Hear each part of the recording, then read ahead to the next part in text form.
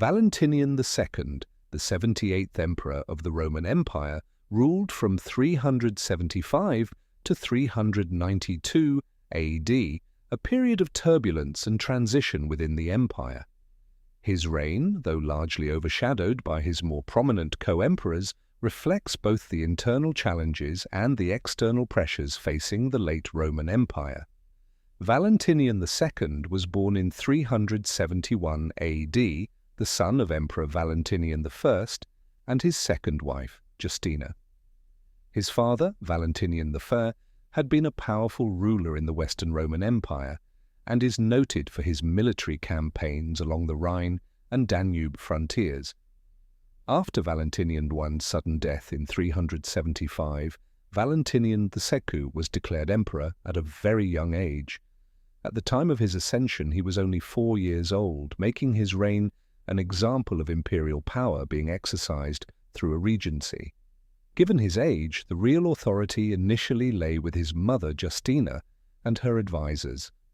Justina, a staunch supporter of Arianism, a Christian doctrine considered heretical by mainstream Christianity, wielded significant influence over her son's rule, though her religious preferences led to tensions with other factions within the empire, especially with the Catholic Church.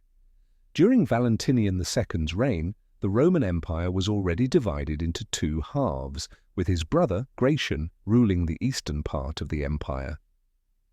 The split of the Roman Empire into the eastern and western halves had been formalized by Emperor Theodosius I, who became sole emperor after Gratian's death in 383.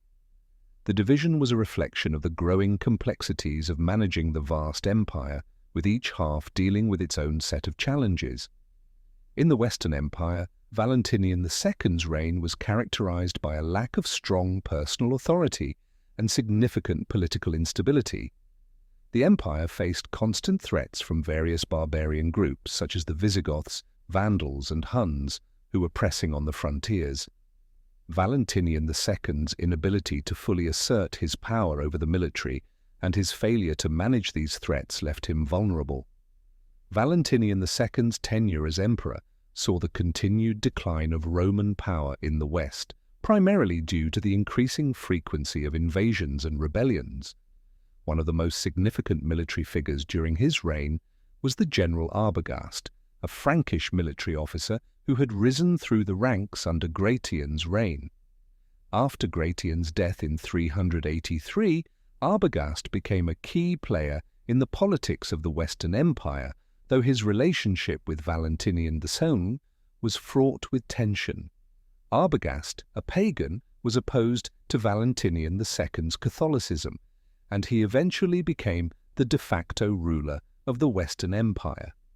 The increasing power of generals like Arbogast led to a power struggle between the imperial family and the military elite. This tension came to a head in 392 when Valentinian II's position became untenable.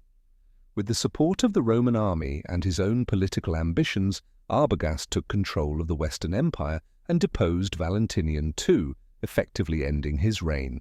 The circumstances surrounding Valentinian II's death are mysterious and somewhat tragic. According to ancient sources, the emperor died in 392 under suspicious circumstances. The most widely accepted account is that Valentinian committed suicide, possibly due to the pressure exerted by Arbogast and his increasing isolation from both the military and political elites. However, some contemporary historians suggest that Valentinian may have been murdered by Arbogast or other political rivals in a plot to secure power. His successor, Theodosius I, had been the emperor of the Eastern Empire and took control of the Western Empire as well, reunifying the empire under his own rule. However, the Western Empire would continue its slow decline, culminating in the fall of Rome in 476. Valentinian II's reign was largely a period of decline for the Western Roman Empire, with little lasting impact in terms of imperial governance. His rule was overshadowed by the influence of powerful generals, the fragmentation of imperial authority, and the increasing pressure from barbarian invasions.